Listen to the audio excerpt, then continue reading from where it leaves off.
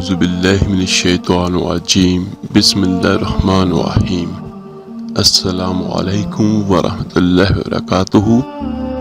میرے عزیز بھائیوں بہنوں اور بچوں، ایک بات ہمیشہ یاد رکھیے گا کہ جو کچھ بھی ہوتا ہے وہ اللہ کے اذن سے ہوتا ہے، اللہ کے حکم سے ہوتا ہے۔ سورہ تغابن میں میرا اللہ فرماتا ہے جو مصیبت بھی آتی ہے وہ اللہ کے اذن سے ہی آتی ہے، اور جو شخص اللہ پر ایمان لائے تو اللہ اس کے دل کو ہدایت بخشتا ہے، اور اللہ ہر چیز کو جاننے والا ہے۔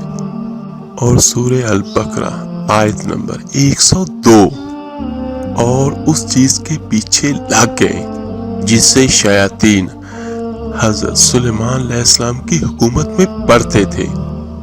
حضرت سلیمان علیہ السلام نے کفر تو نہیں کیا تھا، بلکہ یہ کفر شیطانوں کا تھا۔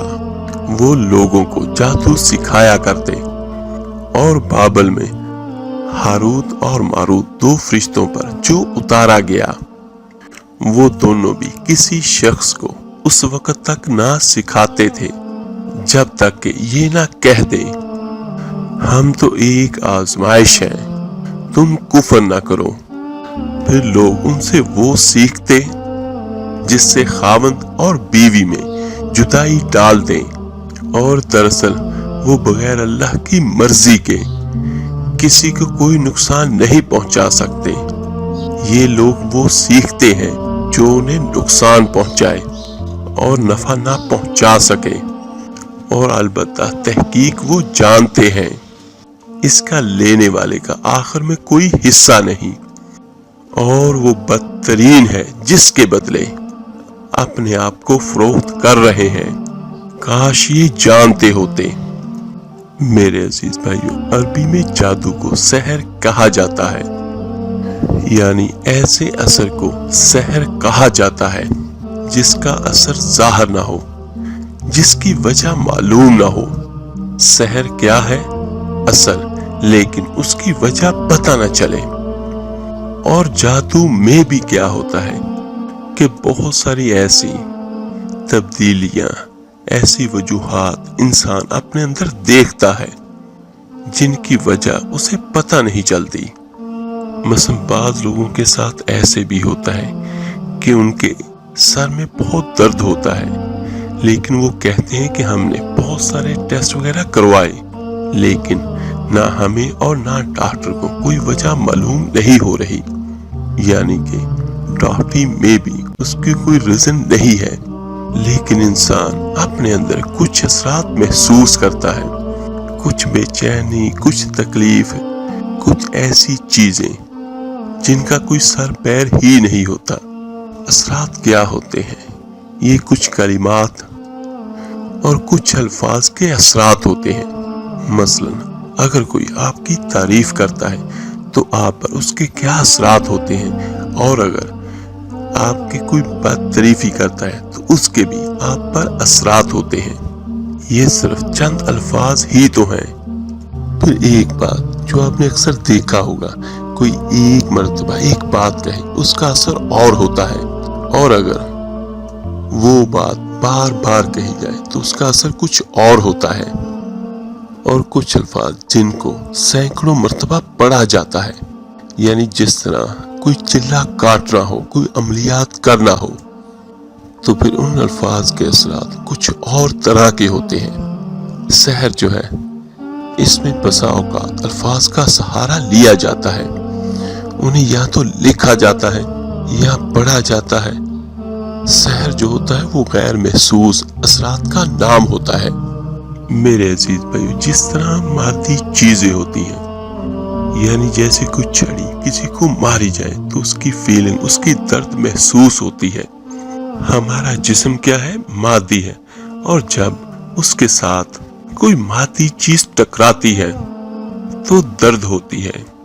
اسی طرح ہمارے جسم کے اندر روح ہے، اور جب اس روح پر غیر مادی چیزیں اثر کرتی ہیں اور یا مانوی چیزیں اثر کرتی ہیں، اور مانوی چیزیں کیا ہیں؟ جیسے الفاظ یا آواز، مثلا یہ سب غیر مادی الفاظ ہیں اور غیر مادی چیزیں ہیں. تو جو کلمات ہوتے ہیں وہ غیر مادی یا غیر مانوی چیز ہوتے ہیں. غیر مادی چیز ہے یا مانوی چیز ہے، اور یہ بھی اثر رکھتے ہیں، اور ان کا اثر آپ کی روح پہ ہوتا ہے. اس بات سے آپ انکار نہیں کر سکتے کہ مادی چیزوں کا اثر مادہ پہ ہوتا ہے اور روحانی چیزوں کا اثر روح پہ ہوتا ہے. تو جادو دراصل ایسی چیز ہے جس کا اثر انسان کی روح پہ ہوتا ہے، خیالات پہ ہوتا ہے اور نظر پہ بھی ہوتا ہے. میرے عزیزوں، یہ جو خیالات پہ اثر یا روح پہ اثر ہوتا ہے، تو یہ اللہ تعالیٰ نے روح کس کے اندر رکھی ہے؟ جسم کے اندر اللہ نے رکھی ہے. جب روح پہ اثر ہوگا تو لازماً اس کا اثر جسم پہ ضرور پڑے گا. بعض اوقات ایسے اثرات کی وجہ سے روح کو اس حد تک مفلوج کر دیا جاتا ہے کہ انسان پھر کچھ بھی نہیں کر سکتا. جادو ہو یا جنات ہو، جب ان کے اثرات سے روح بیمار ہوتی ہے تو روح کیونکہ جسم کے ساتھ جڑی ہوئی ہے تو جسم پہ لازمی اثر پڑتا ہے. اور بعض اوقات بعض بیماریوں کی وجہ روحانی ہوتی ہے اور اثر ان کا جسمانی ہوتا ہے. میرے آقا کریم صلی اللہ علیہ وآلہ وسلم کا ارشاد ہے، بعض بیان، بعض کلمات، بعض الفاظ جادو کا اثر رکھتی ہیں. اور جو کفار تھے وہ آقا کریم صلی اللہ علیہ وآلہ وسلم کی زبان سے قرآن سن کر کیوں کہتے تھے جادوگر؟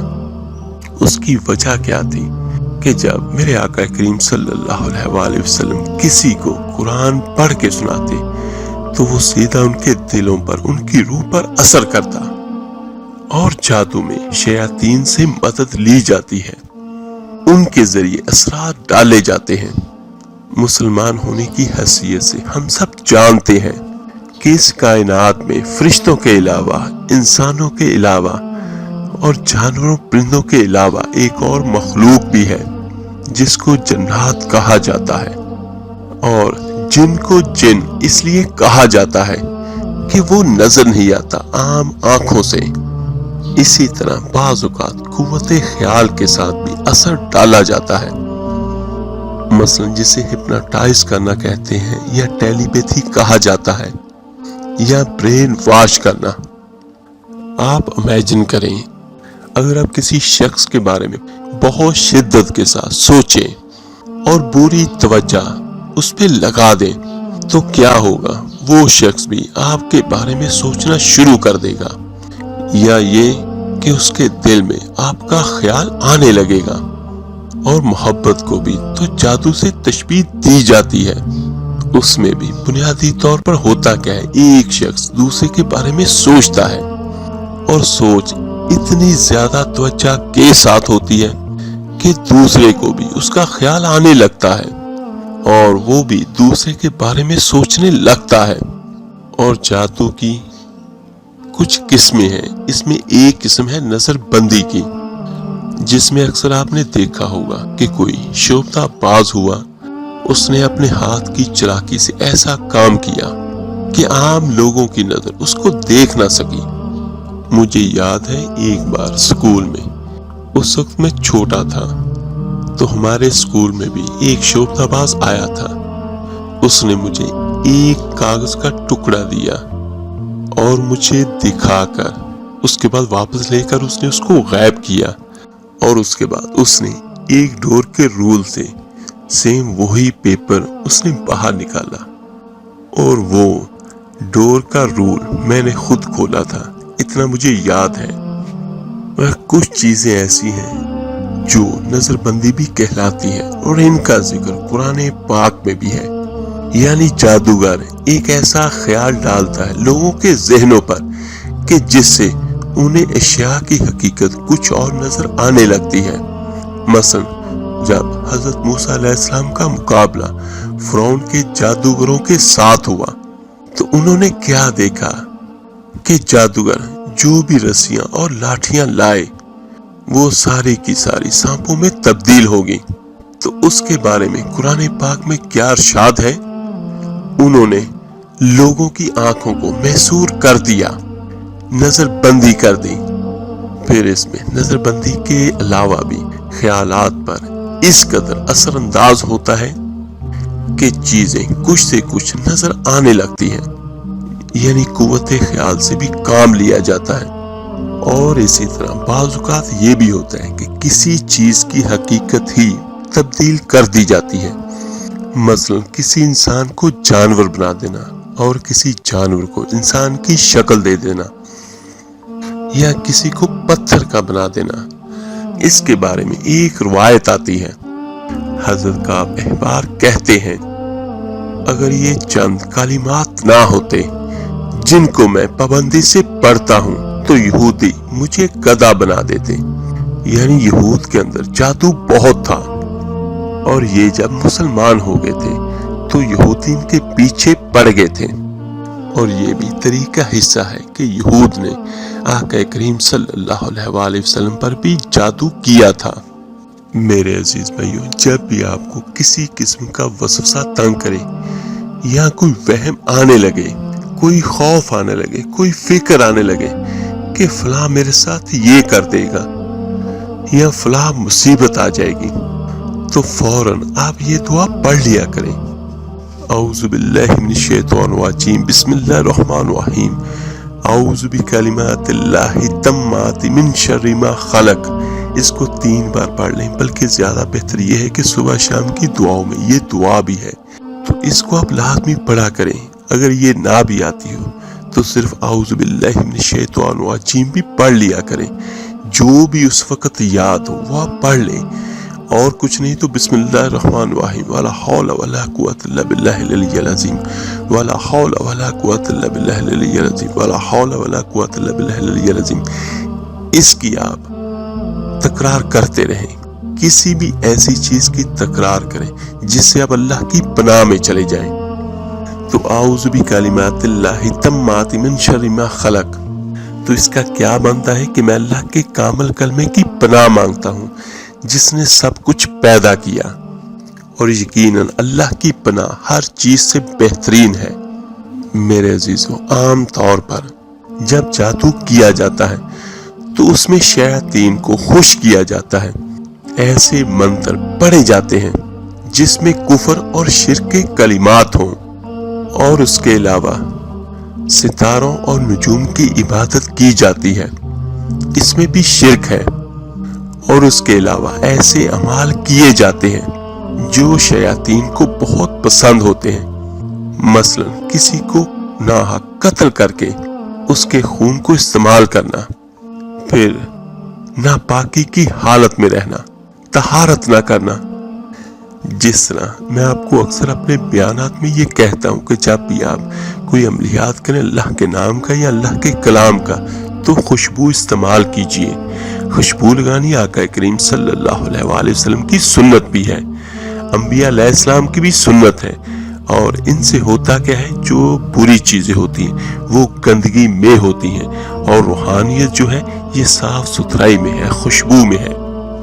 اور کہا یہ جاتا ہے کہ سحر زیادہ ان لوگوں کا کامیاب ہوتا ہے جو زیادہ گندے اور نجس رہتے ہیں، جو پاکی اور اللہ کے نام سے دور رہتے ہیں، اور جو برے کاموں کے عادی ہوتے ہیں۔ بعض عورتیں حالت حیض میں جادو کا کام کرتی ہیں، ان دونوں میں جادو زیادہ اثر کرتا ہے۔ تو میرے عزیزوں، ایسی چیزیں موجود ہیں، ان کی ایک حقیقت ہے، اس سے انکار نہیں کیا جا سکتا۔ یہ ساری چیزیں قرآن سے اور احادیث سے پتہ چلتی ہیں کہ ایسا ہوتا ہے، یعنی جادو ہوتا ہے۔ جس طرح بعض لوگ یہ کہتے ہیں کہ ہم جادو کو نہیں مانتے، تو یہ کہنا بھی غلط ہے۔ تو میرے عزیزوں، ان سبھی چیزوں کا مقابلہ ہم کیسے کر سکتے ہیں؟ ایک بات تو یاد رکھیے گا، کسی پر کوئی جادو یا ایسی کوئی بری چیز اثر نہیں کر سکتی جب تک کہ اللہ کا اذن نہ ہو، اور کوئی چیز کسی کو نقصان نہیں دے سکتی جب تک کہ اللہ کا حکم نہ ہو۔ میرا اللہ قرآن پاک میں فرماتا ہے کسی کو وہ نقصان نہیں دے سکتے جادوگر جب تک کہ اللہ کا اذن نہ ہو۔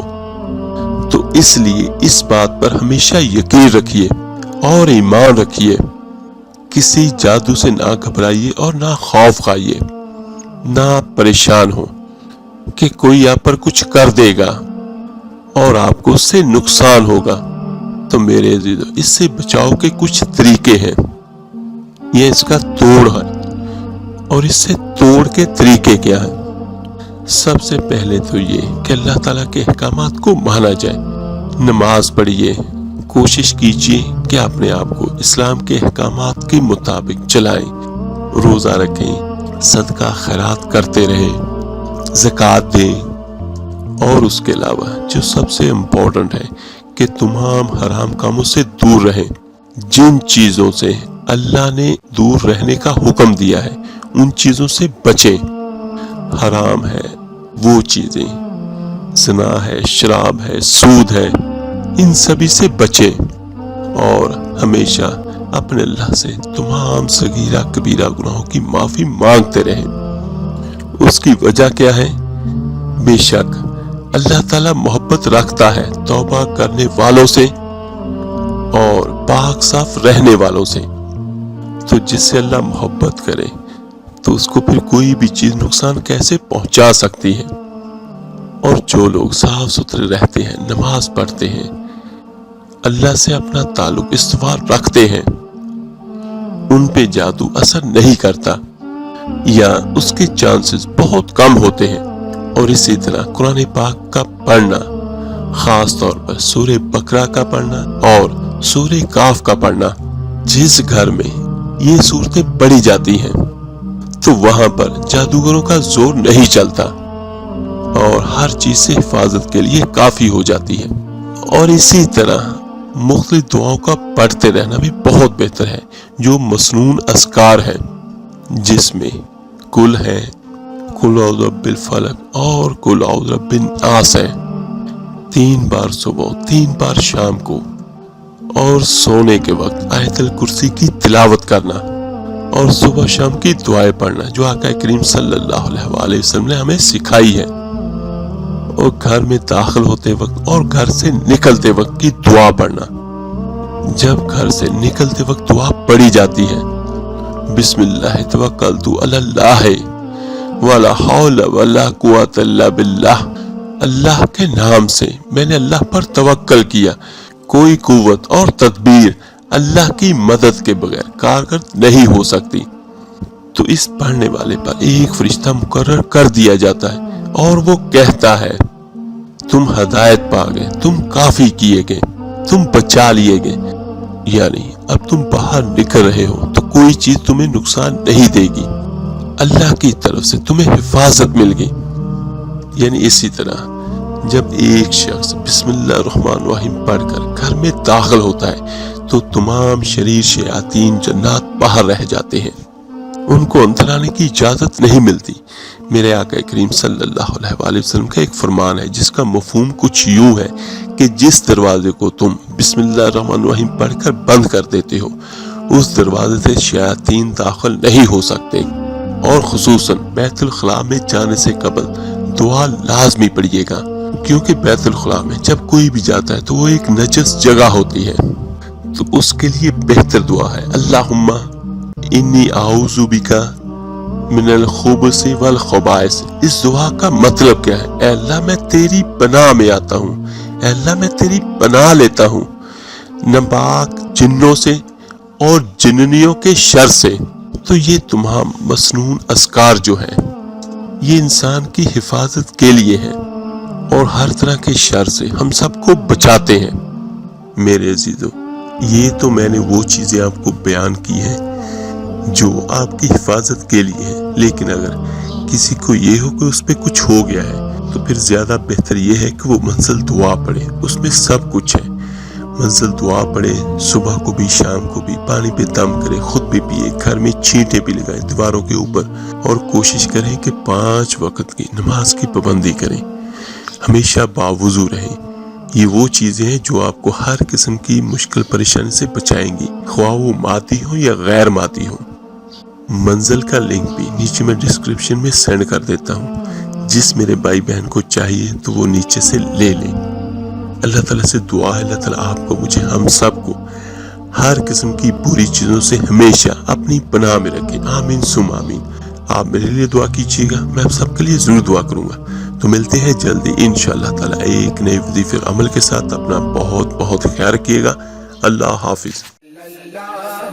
علیہ وسلم صلی اللہ علیہ وسلم. ابر کرم